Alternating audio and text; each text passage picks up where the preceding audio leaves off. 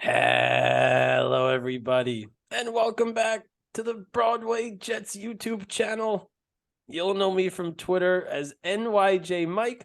I'm joined as always by the master of receipts. It's NYJ Matt. And Matt, the NFL draft is currently happening. The Jets just took Will McDonald, the pass rusher, with the 15th overall pick in the 2023 NFL draft. Yeah, it was a blindside pick. Not a lot of mocks had Will McDonald going to the Jets.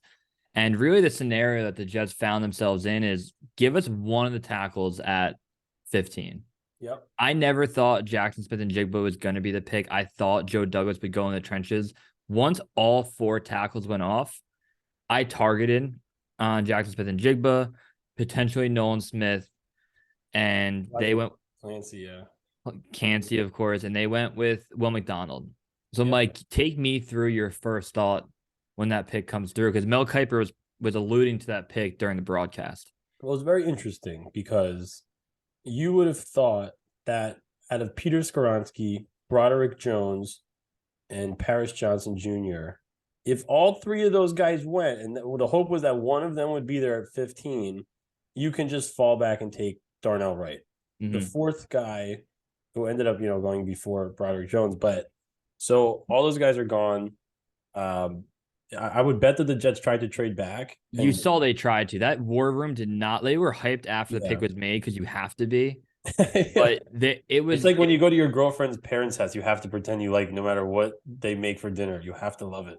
it was the gif of everything's on fire because they didn't see that play coming. I thought the Steelers were going to hang back and probably take Joey Porter Jr. Even now, like the Patriots taking Christian Gonzalez, a top 7 pick, probably. People have had him going to the Raiders, goes to the Patriots at 17. Yeah. But you're right. The board didn't fall the right way. And look, at the end of the day, first of all, the Steelers, the Patriots, and the Packers can all go fuck themselves. What a bunch of dickheads, dude. That was absolute brutal. dickheads. The 3 franchises that can go to hell. Did you see my tweet, though? I'm living under the assumption, and in my reality, the Jets didn't want Broderick Jones. They saw tape. They didn't like him. They were never going to pick him. And that pick swap meant absolutely nothing. It's a shame that the pick swap does mean something, and it hurts because it was always like, we're like, whatever, it's fuck it, 13 to 15. I literally don't give a shit. Also, for the record, the Jets, at the end of the day, the Jets have Aaron Rodgers, and it's so fine. No matter all the events that have happened in human history that have led to this moment, it doesn't matter, and I'm very happy about it. And again, this guy might be terrific. He looks bendy. He looks fast. And the Jets obviously liked him over some of the other, edge guys there. There were still talented players available. It's not the most, talented draft of all time, people are saying, but Will McDonald, multiple double-digit sack seasons at Iowa State. So interesting stuff. I don't know. What are your thoughts on the pick? If you take a step back and you allude to the Rodgers play, you would take Rodgers and Will McDonald over not Rodgers and Lucas Broderick Jones or Luke. It doesn't matter, right? Yeah. The initial thought I had is I would have probably went Nolan Smith or Cansey because those are positions of need currently to win a Super Bowl this upcoming year.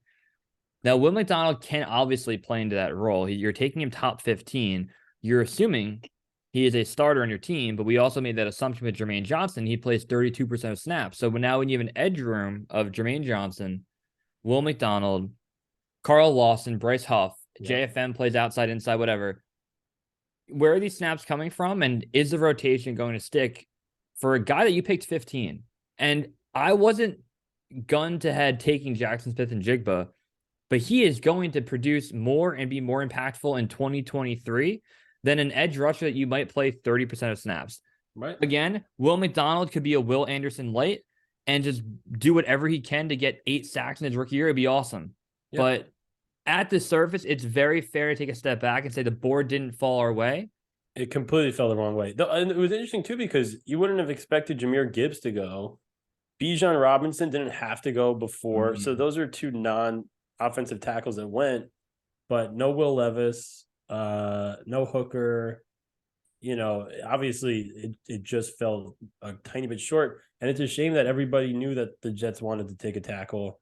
The scumbag Steelers move up and fuck us. But I very much wanted Jalen Carter in a trade up. I kept thinking Yes. they could trade up with the Eagles. Obviously, they would not have made that trade because Well, the I heard Eagles. I heard an interview with Harry Roseman about Jalen Carter, and they were basically asking him if Carter could fall, or if another NFC East team is going to take him, whatever. And he's like, he's not falling. So Mhm. once you hear that, and then once the trade went through, the Eagles like picked in like 1 second. But maybe he'll maybe he'll terrorize the Giants for us. That's a crazy defensive line, and they also took Fletcher Cox from us as well. So the Jets need to find another interior defensive lineman. It begs the question: what do the Jets do day two? Mhm. Offensive line, they still have the 43rd pick, so it's going to be. And Joe Douglas has been aggressive trading up in the second round if he likes a guy that falls. And look, there's some dudes left that are obviously going to clear out by the end of day one. But Nolan Smith, Jackson Smith and Jigba, Michael Mayer, the tight end at Notre Dame, Zay Flowers, Joey Porter Jr., Miles Murphy. A lot of people had potentially going top 20. He will fall out of that now. Quentin Johnston, obviously a big outside receiver. So guys are there. Keanu Benton, guys are there that we're gonna name. Here's the thing: we're gonna name all of these guys as soon as the night ends. We're gonna go into tomorrow, and it's my favorite part of the draft period where you have that 18-hour window of holy shit, all these guys are left. We're gonna get one of them at 43, and then the Jets won't get one of them at 43. They'll take a They'll guy we take never some even random heard of, guy, yeah. right? So all I would ask first, if you made it this far, hit subscribe, hit like, get after it. Give Will McDonald minimum 2 years to get after it and get active.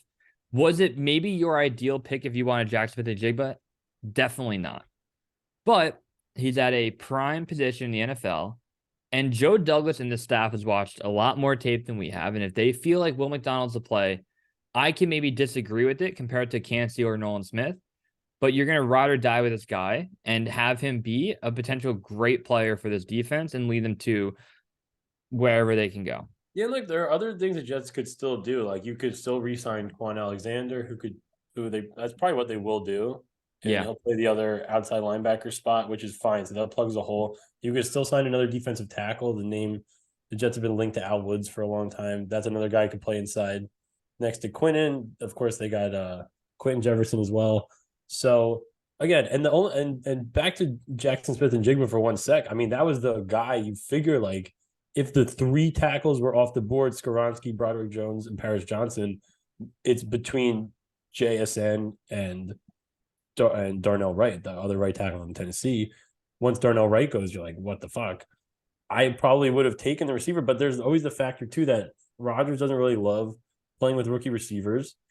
And also the Jets have four guys. You still have Corey Davis on the roster. So unless they take a receiver day two, you figure you go into the year with Garrett Wilson, Lazard, Corey Davis, and Miko Hardman's a pretty good core. Like that's fine. Yeah, and that's why I didn't think they would make that play. If you were to take Smith and Jigba, I would have traded Corey Davis because I just don't think there's enough mouths to feed. No, there's not. There's 100% right. 100%. Because and I had this argument with people on Twitter. You have Garrett Wilson, that's your number one, right? We all agree on that. Perfect. Yeah. You gave Alan Lazard $11 million, and he has a built-in connection with Aaron Rodgers. You also then pay Mecole Hardman, right? Yeah. And then you look at Breece Hall, Michael Carter, 3 tight ends. Like you start adding these up. Is a 20-year-old kid going to come in and immediately connect with 2 years of Aaron Rodgers? Would I argue he would make a more immediate impact than Will McDonald might? Probably. But again, Jets know they're bored. Mel Kiper, been looking at it for a long time, was sucking him off during the broadcast saying that the Jets had to take him. I love Mel Kiper, by the way. Mel Kiper is the best. Yeah, people hate on Mel Kiper. We do think he's kind of funny, and I don't know if he's the greatest analyst in the world, but he's hilarious. And he knows his stuff. He spits out some facts. He's not always going to be right. No JSN, very, very interesting, Matt. It's 4 tackles gone. Jets had to pivot. I wonder if there were any trade offers. I'm surprised a team didn't want to trade up, maybe take Will Levis. That would have been something interesting too. The Jets could have tried to move back. It's a shocking. You look at the trades in the top 10. You look at Houston going from 12 to 3. Yeah. Arizona going back to 12, moving back up to 6. So Arizona got their guy, their tackle, and netted a future 1 and future 3. Arizona did the Clayton Kershaw. They went 12 to I don't 6. like I don't like the Lions playing like you're at. Too bad. They took the running back and a middle linebacker with the 2 first-round picks is They the took Jack Campbell, right? So yeah. Two of the least valuable positions probably in the sport, just based on, and safety. And you take two of them in the first round. The Bucks just took Elijah Cansey. yep. The Seahawks are picking now. Very, very interesting. The Seahawks took the corner. I mean, earlier. Dude, the Make-A-Wish kid was so electric. Good for him, dude. He just looked so happy. It was so funny too, because like while he was doing it, I'm like, I really need to find out who they're about to pick. And I'm happy he had his moment because I could wait 20 seconds to find out who they're gonna take. But he was electric, dude. Happy for him. I mean, Yeah. that's a forever memory for him and his Oh, family. yeah. Oh, by the way, also Adam Schefter can go fuck himself. Can the people stop with the tweeting before the pick happens? I saw the Broderick Jones pick like 3 minutes before they picked it. Oh And it was no, so I was way frustrating. off Twitter. I was way off Twitter the entire I time. I didn't never even had want a to see it. I was just texting people and I had notifications on it. It oh, fucked I had up. not a single notification. All of it was I saw all of them live. But Adam Schefter looks like he got stung by a bee. That fat fuck, spoiling every pick. Every pick. Every They would kid. Why do you have to do that?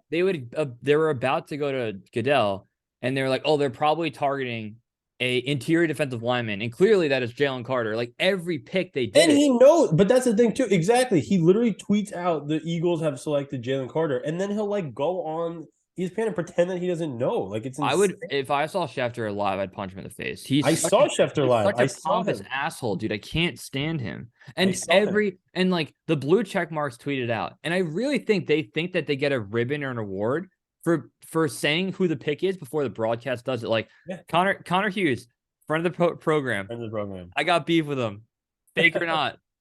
I had to mute him. I'm not looking. He's why do I care, Connor? How do you know from SNY outside of seeing the tweets that sources tell you that this team is taking Jack Campbell? I don't care. I'm going to see it in the broadcast a minute later. I'm Yeah. not going to look at it on Twitter. Does Why Connor would I have want to worse spoil the game than movie Detroit? Yeah. while I'm watching it? No, can't do it. Can't happen. Really frustrating. Wait, who did Seattle take? Seattle. I see the guy. I don't recognize. Jackson Smith and Jigba. Oh, there he is. He's got Matt, a chain on. what a home run draft The for Seahawks. I mean, because back they to get the back. number one corner in the draft to pair with Tariq Woolen, and now you have a DK Metcalf and Jackson Smith and Jigba receiving core. And they still have Tyler Lockett. Yeah. And I mean, it's a very nice draft. Man, it really is a shame. I would have loved if the Jets got an offensive lineman here. But you know what the Jets also could do? We talked about this right before we came on here. If the Jets want to take a center in the second round, if they like Michael Schmitz or one of the other guys, you could theoretically move McGovern to a guard spot and play Elijah Vera Tucker at tackle, which is interesting. I think you would only do that if Dwayne Brown like really got hurt, and then you would do Becton left tackle, AVT right tackle, Tomlinson left guard, McGovern guard, and then the rookie center. Yeah. I wasn't even there was games last year where the offensive line was healthy. Look at the Miami game where we're like, and even without Becton, who's an 11th overall pick, we're like, holy shit, we have an identity. And you call that out a lot. So if they can get back to that stature, perfect. But right now, what you're looking at is a Dwayne Brown left tackle, Mekhi Becton right tackle, Tomlinson, AVT, and McGovern offensive line. It's fine. And it's fine, but is it good enough for a guy that we truly need to protect as a $1 billion asset for the franchise? Like you really, there's no more messing around. There's no more half measures. Like you need to make sure that you are 100% confident in the offensive line that you're putting out there. I like the starting offensive line. I think that's a good offensive line. Think about it. You have two 2021 Pro Bowlers in Laken Tomlinson and Dwayne Brown. You have 2 first-round picks in the last 3 years in Becton and AVT. And then you have a solid center in Connor McGovern that you're paying nothing. So my problem is with the depth. Because if you would have taken a tackle here, now you have Dwayne Brown is a terrific backup, and you could afford to pay Dwayne Brown $10 million to be the backup because you're paying McGovern nothing. So I am a little bit concerned about the depth now. Now, if someone gets hurt, like we said, we have to shuffle around, maybe make AVTs change positions. Max Mitchell will have to not enough sample size. I get it. People in my mentions all the time tell me Max Mitchell can be the star. No, if he's a long-term starter, you're in a lot of trouble. Not enough sample size. I love him over Achuma Adoga coming in, immediately giving up a sack and a penalty, but you just need to take a step back. And everything is fine because Aaron Rodgers hides all blemishes on your team, all of them. But if the offensive line can't protect him, that's where it would have been so ideal to get one of these 4, and they didn't. So you have to move on, move forward. Becton is such an X factor this year. Such an X factor. Friend of the program. I love Mekhi Becton. I need him. He's great. All Dude, right. but super X factor. But remember how excited we were to watch AVT and Becton, same side of the line, domination. Laken Tomlinson had that terrific game against the Dolphins that you just mentioned. Can he get back to his form? You're paying the guy $23 million. Poor Dwayne Brown, the guy battled through injuries in every possible way and played. How old is he? You figure he'll play better this year. He's 37, 38 years old, but now he doesn't have the shoulder injury anymore. It just disappeared. But he's gone. He has no shoulder. I can't wait to watch Will McDonald highlights the entire night. I can't wait. All right, Mike, we can wrap it there. I think we're gonna be on Jets Talk 24/7. Tomorrow 7 o'clock. Well, the draft starts at 7, so I don't know if he wants to do it while the Jets told us 7:30. We'll figure it out. All good, Mike. I'm gonna get hammered before. Let's get fucked up. It's a Friday night. Why not? Come on. All right. Did you make that tweet while driving? You were literally FaceTiming me in the car and then tweeted that. So, dude. All right, but let's say before we go, one more step back. The Jets have Aaron Rodgers. They just took a bendy, fast, electric pass rusher at 15. You have a terrific young core of offensive players, including Garrett Wilson, Breece Hall, AVT, Mekhi Becton. You have PFF's #1 defense in football last year. You won 7 games with probably the 32nd ranked quarterback playing football. And now you have the MVP of the league in 2 of the last 3 years playing that position. I'm very, very, very optimistic. The draft didn't fall the way that we wanted it to, but we're in a very good spot, and we still have the 43rd pick. So things are looking up. We're in a very good spot. Yeah. And one more last item, his relative athletic score. What is that? Is that good? Oh, you don't know what that is? He's not the very athletic? No, he is. It's like this. RAS. Oh, it's not showing up. It's green. It's this graphic you'll see a lot. And it measures you against your peers at your certain class. So his height, 6'3", maybe I think he's 6'3". I don't know what it is. 3 is it in inches? 6035. The metric system? It's 6035. I think it's 6 foot 3. 35. He's 6,035 inches. So he's in like a lower percentile when it comes to height and weight, like very low. I like that. In terms of weight of edge rushers. I don't want him to be fat. He's out of a 10 score, 8.97 vertical, 9.97 broad jump. So out of like 1,500 edge rushers that have been calculated through Math Bomb RAS score, he's like top 10, 9.97. Jumping? They should make him jump over the line. 40-yard dash at his weight and size, 4.7. That's 8.7 out of 10. 4.7 is good. A 20-yard split is 9.6 out of 10. Fuck yeah. 10-yard split, 8.5. And then shuttle and 3-cone, he was fantastic with a 9.8. Dude, he's incredibly aerodynamic. His RAS score is a 9.66. Very, very impressive. One of the highest edge scores in this draft outside of Will Anderson. So yeah, well, we'll talk about it more. Yeah. But the edge stuff bothers me when you have Huff, Jermaine Johnson, Carl Lawson. It's just not a need. It's just not a need. I mean, but again, how long is Carl Lawson going to be around? And then the other thing is so your 4 tackles go. The Jets obviously didn't want to take in Njigba. So he's just your top defensive player left, and that's fine. You know, it is what it is. And I'm sure they're high on him. Mel Kiper was high on him. Some people wanted Cansey, some people wanted Nolan Smith. So it is what it is. But I'm looking forward to it. And again, we have fucking Aaron Rodgers now from this draft. So it's fine. Also, why wasn't Will McDonald at the draft? I think he was the only one that got taken that didn't go up and dap up Rodgers. He has better things to do. He's already training. He's training. That's it. All right. Mike, good talking to you, buddy. We'll be back tomorrow. Jet up. See you, buddy.